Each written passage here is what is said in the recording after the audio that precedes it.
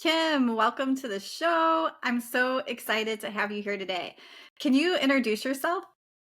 Yes, I'm Kim Hines. I am a nutritional health coach, and I have a family that I have two stepkids, two kids. They're all grown. I only have one at home, so I'm kind of an empty nester. He's not home much anyway, so I feel like an empty nester.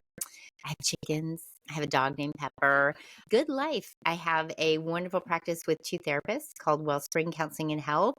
And then I also am kind of on my own. I started with Kim Hines Health and Wellness.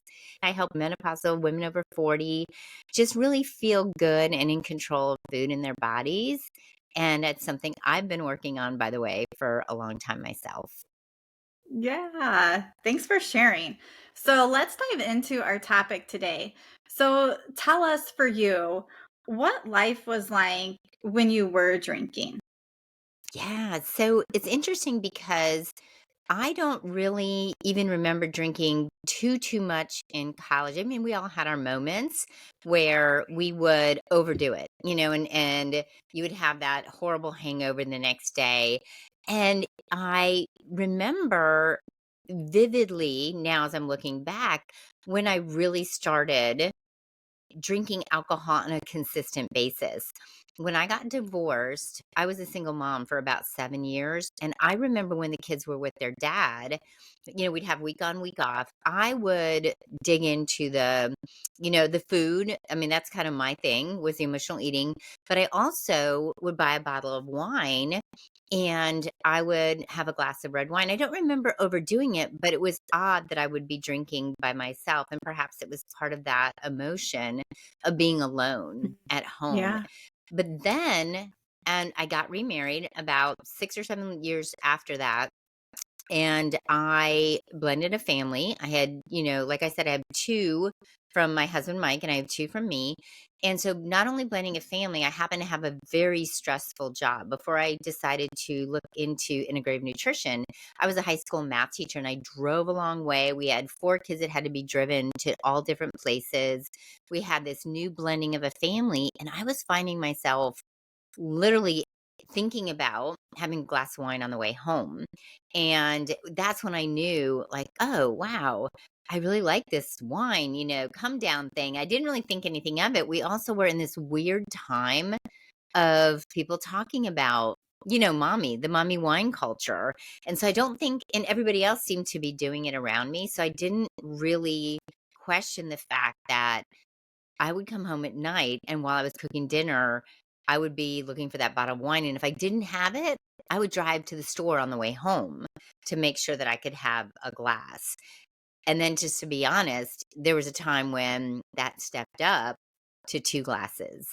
And even though, a lot of people say, "Oh, with drinking, you are never that bad." I'm putting this in air quotes for the listeners, "that bad." But when you are thinking about it before you even get home, you're making an extra stop and, you've stepped it up as if you weren't getting enough out of it from the first glass. That's when I thought, wow, is this normal? Is this not normal? But it became a habit. So I just did it. Mhm.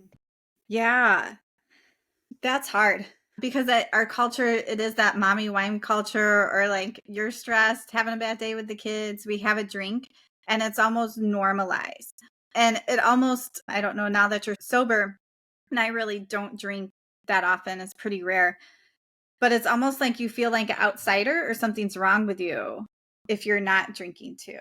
But I love how you brought up, like, if you're thinking about it on your way home and it's becoming a daily thing, that's sort of giving you a clue something is off. So you mentioned a little bit, you brought up stress, and it sort of started escalating once you were working as a teacher, driving further. Like, what else was actually going on? Was there anything else, like, now looking back, like, you didn't really see it then, but looking back, you're like, "Oh, yeah." Oh, yes, absolutely. And really quick, before I tell you what those underlying, really root cause things were, it's so funny you said how we've normalized things because we had friends come into town and we went out to dinner. And I was earlier on in my sober journey and I ordered a Diet Coke. And as a health coach, they were more freaked out that I ordered a Diet Coke. But if I had ordered a glass of white wine, Nobody would have said anything. So what a weird commentary on our society and what people think. But yes, those underlying root causes, there was so much going on that I was not facing because I was so busy and I didn't have a lot of self-care. I did work out. I worked out after school in my classroom because that's the only time I could fit it in. I had to be on the road by 6 o'clock in the morning. There was zero self care going on. We had 4 kids in the house. I was cooking for 6 people. And don't get me wrong, Mike was picking up a lot of the slack. It just was a lot because he was working full time too. And his job was very demanding. When you blend two families, you're also dealing with the emotions of parenting Mhm. differently. We had not really lived together, and that was just a new experience. Clearly, we hadn't lived together with all the kids, and I was getting zero sleep, and I was probably going through menopause. So there was a cascade of ridiculous things that were going on. And even though my eating was in line because I was almost a little bit obsessive and the working out was happening, I had zero stress management. Plus, I was in front of 100 teenagers all day, every day, coming home to middle schoolers and high schoolers.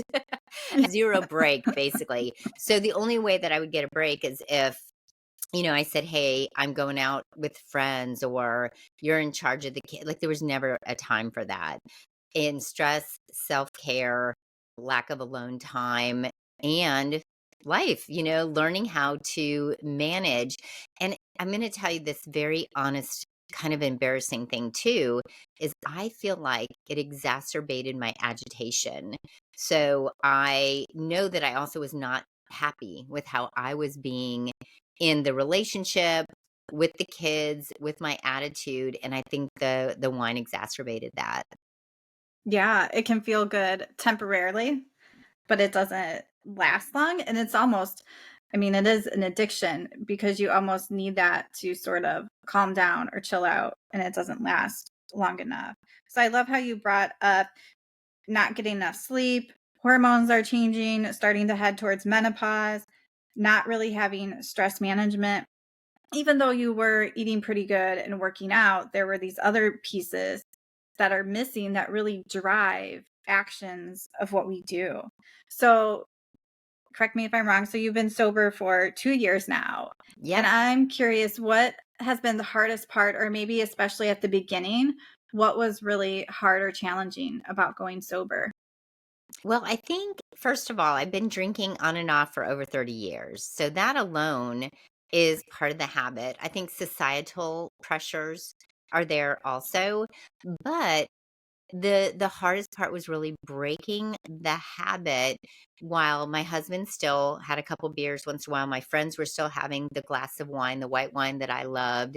And so when I started, what I did is just the same way I do with food with people that I work with. I said, you know what? I'm not going to never say never, but I'm actually going to do this long enough to see how I feel and see if this is something that's really necessary in my life, to see if I can at least reset my body, right? Reset my mind, reset my body, and find other ways to cope with things. And so the hardest part was, I remember going to somebody's birthday party, and the friend who threw the birthday party, her husband was beautiful and wonderful and actually had a mocktail available. But the other people in the room were like, "Are you sure I can't get you a drink? Are you sure?" And it's so leading. It's almost like a reflection on them, that, "Are you sure you don't want it? Because maybe I'll feel comfortable." And then Yeah. there were other people that would say things like, "Oh, you're being so good." And again, it's like the food issue. It's not good or bad. It's about what you feel is right for you right now. And so then I had this weird feeling, like, cuz when people, it's just like eating. If I didn't eat the pizza at school, or I didn't have the birthday cake, "Oh, Kim won't have that." It kind of became this like, people put this righteous thing on me that I didn't ask for. I literally just wanted to take a break. The other thing I found very challenging is, even though we have so many wonderful substitutes, we have non-alcoholic beers, we have mocktails, we have mocktail clubs, we have, we even have de-alcoholized wine. It didn't give me the feeling. So I can have all those things, but the hardest part was coping. I had to cope Mhm. and figure it out for myself, like how to come down. And I think the other part that was really challenging was just having an honest conversation with my kids too, saying, "Hey, this has not been serving me. And I'm not trying to change, convert, judge, but I just want you to be aware that I know this isn't serving me anymore." And they would even forget. Three of them are old enough to drink.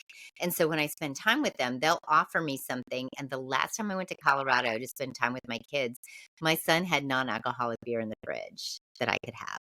And I didn't need it, but it was nice that the thought was there. Yeah.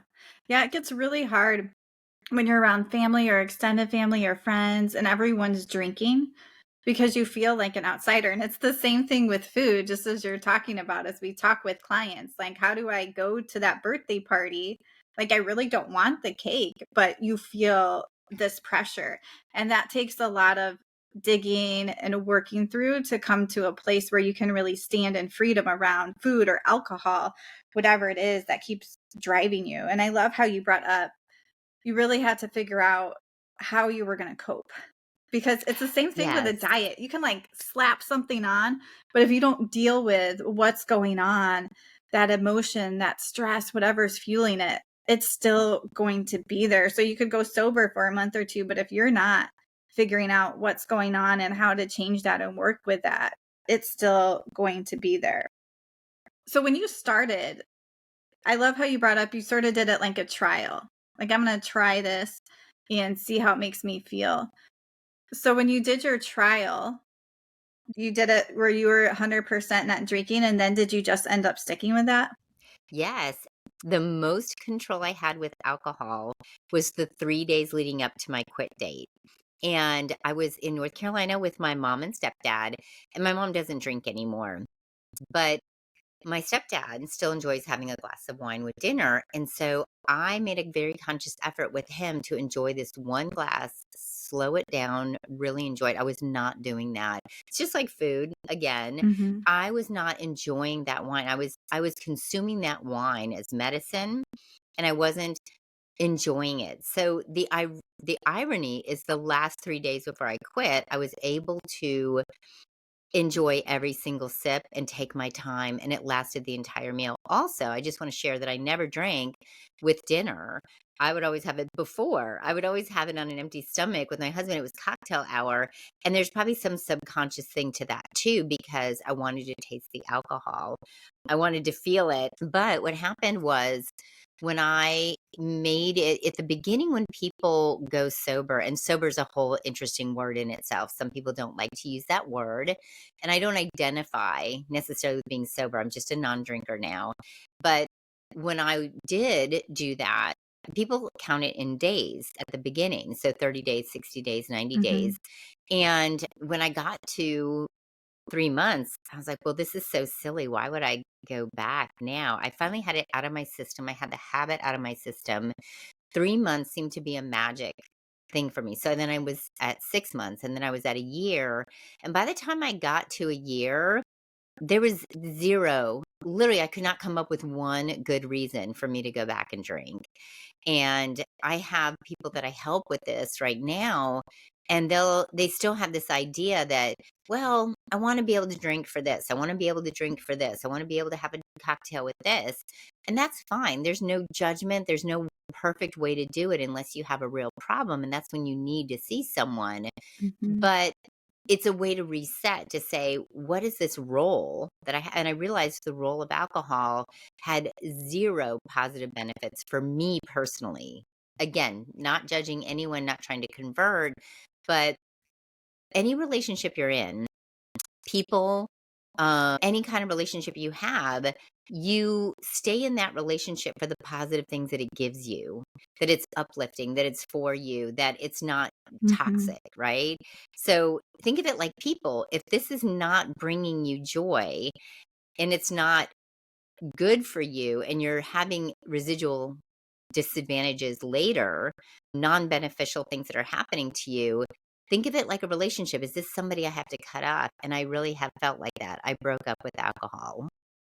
Yeah, I love that, and I love how you also bring up it's a little bit different for everybody, and I also think when people are stuck in sugar cravings, it's the same thing.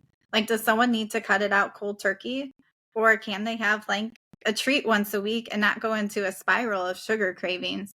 So, I love how you say that with alcohol too. For me personally, I probably have a drink once a month or once every 2 months. Like, it doesn't control me. I have a good relationship. Alcoholism runs in my family, so I'm very aware of that because a lot of people, when you're using alcohol, especially when you're stressed or you're using that to bring or calm yourself down, what happens is when life starts to fall apart for you and something happens, that's what you go to. And that's where you start really seeing those negative effects from drinking. So I love how you brought that up. So tell us a little bit about some of the health benefits of not drinking and really not letting that alcohol control you. Yes, I feel like there's so many mental benefits as well as physical. And one of the things that I would do is in the morning I would wake up, and if I was just even a little bit foggy, I'm not even sure if I knew that, but I also had what we affectionately call hangxiety. Hangxiety is this feeling where you're like, one, regretting what you did. You're regretting, like, I would always say, I'm not going to drink tonight. I'm not going to drink Monday through Friday. I'm not going to have wine. And it was really like a personal thing. Again, I wasn't over the top, but it was a personal feeling that I had lost my gut feeling on this. And I think intuition and gut feelings, when you're on something else that is not natural, you lose that ability to make those good decisions for yourself. And I also realized that I kind of am one of those people that is easily pulled into things like food, alcohol, scrolling on my phone. I get that dopamine hit Mhm. and I can't stop. So another benefit was it helped me kind of look at other things. Taking a walk in the evening, would substitute for that coping mechanism, because even though you get like that nice dopamine hit, alcohol truly is a depressant. So I would never in the end feel as good as I thought I was going to feel. The second thing I learned is because I wasn't drinking even one glass of wine, I wasn't having the second, because when you start to drink, your inhibitions obviously go down. So more is more. You just, Mhm. it's like if one tastes good, then another one tastes good and it's going to be great and I'm going to feel even better. But you have this plateau with alcohol where things start to go downhill after a certain point. I also ate more. There is a statistic that we have the ability to eat 300 to 500 more calories when we're drinking alcohol because we just don't have any hunger or satisfaction cues. There, everything is just quelled again, like the gut instinct. So I felt like that was really beneficial for me, because if alcohol is a coping mechanism and I'm making dinner for everyone, that's a secondary coping mechanism by having seconds, and there's so much food around. When I was cooking for 6 people, that I also had this issue of like, hey, I'm going to grab seconds before the kids get them, but I didn't need seconds. The alcohol had completely knocked out my satisfaction cues. My face looked different after quitting drinking Mm. too. I had happiness under my eyes. I felt like my face was a little bit inflamed, my joints and my muscles. And again, I worked out a lot. And I felt very soon after quitting that I wasn't having the same issues with recovery because that inflammation had come down drastically. And it's interesting, alcohol stays in your system a lot longer than people think.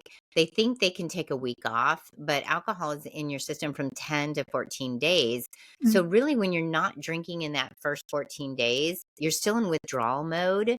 So you're not really cutting it out completely. So I knew that I needed like 1 to 3 months to really know whether or not this was working for me. So just keep that in mind if you decide, hey, I want to experiment with this.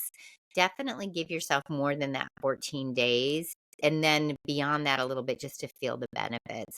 But I did feel, even in my midsection, and I felt some of that coming in. The bloating in my stomach from eating at night was down. And I could go on and on. There's so many amazing benefits. Dehydration. I think that's another reason why my skin looked horrible, is I was just completely dehydrated in the morning. Yeah, yeah, alcohol. dehydrates. Even though when you drink a lot, you're like going to the bathroom and you're peeing, it is Yes. dehydrating you. Yeah, sleep is the other Yes. one, by the way, and that's the same exact thing, you're up all night long. Yeah, and sleep is such a driver almost for I don't quite know the words of more side effects of going in that perimenopause, menopause. When you're not getting enough sleep, you're seeing that and you're sort of noticing the spiral, not getting enough water, being dehydrated, affecting your skin, your inflammation is up.